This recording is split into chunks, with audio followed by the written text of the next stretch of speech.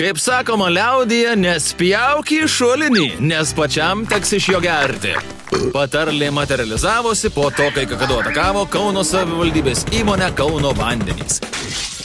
Paklaustas dėl galimo lėšų švaistymo, vyriausias Kauno vandenų direktorius socialdemokratas Linas Baltrėnas spjaudėsi baisiais žodžiais ir grasinimais. Nestumdėkit mūsų, Dieve mano. Dieve, nejaugi man dabar policija reikia. Ne policija, mes gražiai klausim. Kakadu tuomet domėjosi, kodėl Kauno vandenų valdžia švaisto pinigus prabangiems automobiliams ir kelionėms į užsienius. Aš kart jums sakau, raštu pateikite, jūs nesusitarė su manim ateina, kad šičia, aš dirbu darbus, nejaugi negalvoti, kad aš laukiu jūsų. Bet kaip mokesčių mokėtojų pinigus irgi leidžia. Tai gerai. Vyriausiojo Kauno vandenio pavaldinys technikos direktorius Valys Venslovas teiškė visiems mokesčių mokėtojams ir vandens vartotojams šlapius skudurų per veidą. Limuzinus perkam ir pirksim, ne jūsų reikalas. O su mašina tarnybinė ar važinėjat? Komentuosiu jums. Bet ar reikėjo prisipirkti tiek daug brangių automobilių? Aš galvoju, kad mažai. Pirksim daugiau. Tačiau visiškai nelauktai ir netikėtai paaiškėjo, kad Kauno vandenis atakavo ne tik kakadu korespondentai. Savivaldybės įmonė iš visų pusių stebėjo, praklausė ir kontroliavo legionai STT nindzių. Buvo 4 darbuotojai sulaikyti.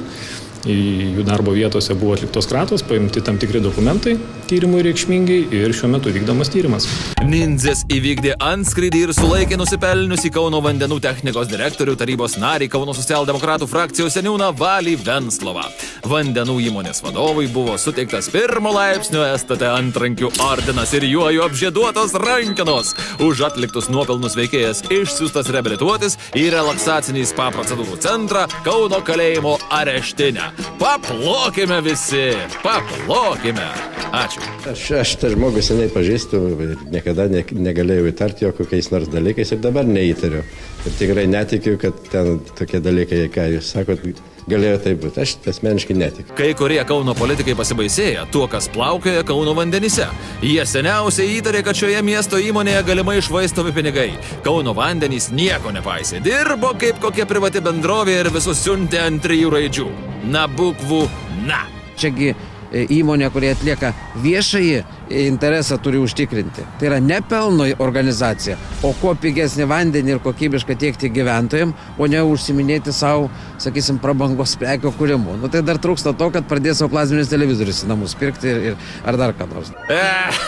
Nieko naujo, juokauja politikuojantis humoristas Orlauskas. Kauno socialdemokratai gyvena ir veikia kaip sena nomenklatūrinė šaika. Nieko jie nebijo. Virš galvos partinis stogas. Vicemeras Kriščiūnas išvežtas su antrankiais, teisiamas jau, reiškia toliau vicemeras Popovas smaginosi kitokiais būdais darbe, vėlgi frakcijos seniūnas vėlgi išvežtas, reiškia, su antrankiais. Jie turi savo viziją, matyt gražią, tokią gal senovišką sovietinę, kad CK sekretoriui viskas galima, o ten šitie, reiškia, našlaičiai, tegul jie nusprogsta ir paspringsta. Orlauskas stebisi, kodėl STT neapdovanotas įmonės generalinis direktorius Linas Baltrėnas. Kaip jis galėjo nežinoti, kas vyksta po jo vadovaujamos įmonės langais ir jos piniginėje? Aš tai manyčiau, kad visų pirma tai atsakomybė tenka ne technikos direktoriui, o generaliniam direktoriui. Nes tikrai sunku patikėti, kad šalia jo gretimam kabinete viskas vyko, o jisai nieko nežinojo. Socialdemokratas Kauno vicemeras Vasilijus Popovas, išgarsėjęs rekordinių girtumo laipsnių darbo dienos ryte, teisina savo bendrapiliečius. Tai ne partinė lesykla, nors dauguma įmonės vadovų vienos ir tos pačios partijos lizdo paukščiai. Jeigu aš norėčiau, tarkim, įsidarbinti į Kauno vandenis, tai man reikėtų ką padaryti?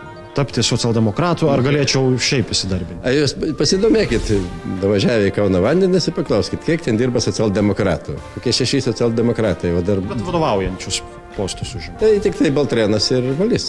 Metas atlikti dar vieną vandenių reviziją. Pažiūrėkite, kiek už mūsų visų pinigus prisipirko limuzinų. Štai, kieme pūpso naujas Volkswagen Passat. Gražuolis, su visais prečendalais, toks kainuoja apie 100 000. Šiuo automobiliu važinėjo suimtasis Valys.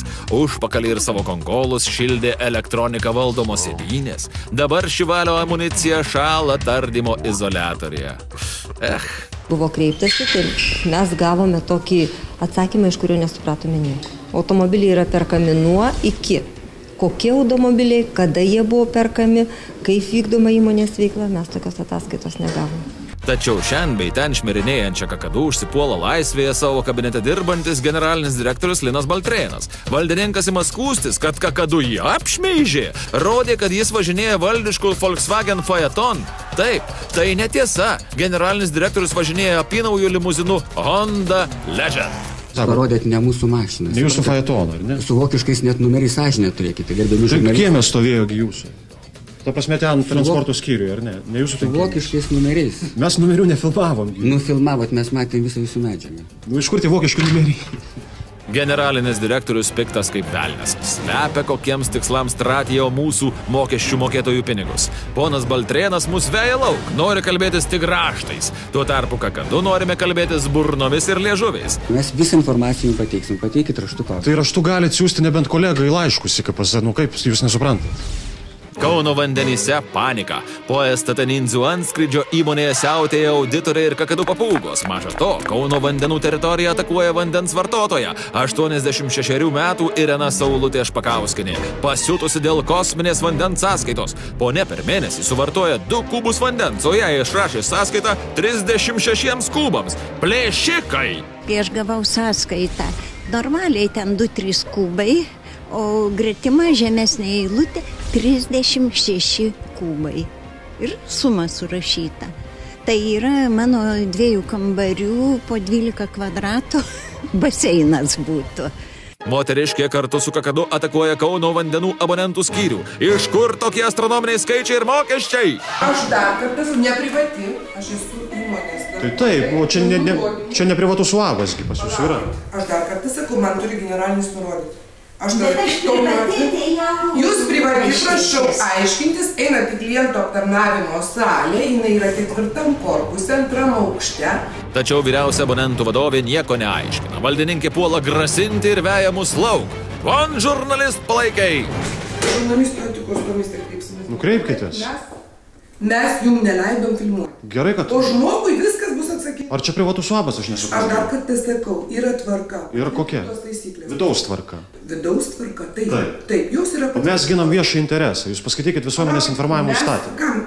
Viskas prašau, žmogus ateina, mes jam viską išaiškiname. Gerai, mes ginam viešą interesą, kas dabar yra. Tai gerai, ir ginam. Nefilmuodami. Kodėl mes nefilmuodami? Todėl, kad manęs jūs, pavyzdžiui, šiai dienai parodysit, aš jūs apskūsiu. Ponia Irena Saulutė pakraupusi. Taip baisiai su žmogum nesielgdavo net prie komunistų. Moki mokesčius, išlaikai šitos ponus, moki jiems algas. Ateini pasišnekėt, o jie, vietoj to, kad maloniai šypsotųsi, atsiprašytų ir aptarnautų, tave aprėkia kaip kokį gyvulį. Maždaug kaip Sovietų Sąjungoje. Neik, nežiūrėk, nesiaiškink ir žodžiu, pabūk eiliuko vietą ir viskas. Taip, pritarė Irenai ir eiliniai kauniečiai. Baisu, su valdininkais susikalbėti neįmanoma nepamaitinus jų šlamančiais. Vagys! Ima jie visi tuos kyšius ir čia ne naujiena. Mėgsta vyrai tokį pagyvenę brangias mašinas, tai kažkaip tai man asmeniškai yra juokinga. Nors nešnekėtų, nerodytų per televizijas. Kakadu antskrydis Kaune šį kartą baigtas. Situaciją mieste stebi nematomi kaukėti kariai. STT Ninzės. Sekti, praklausyti, areštuoti.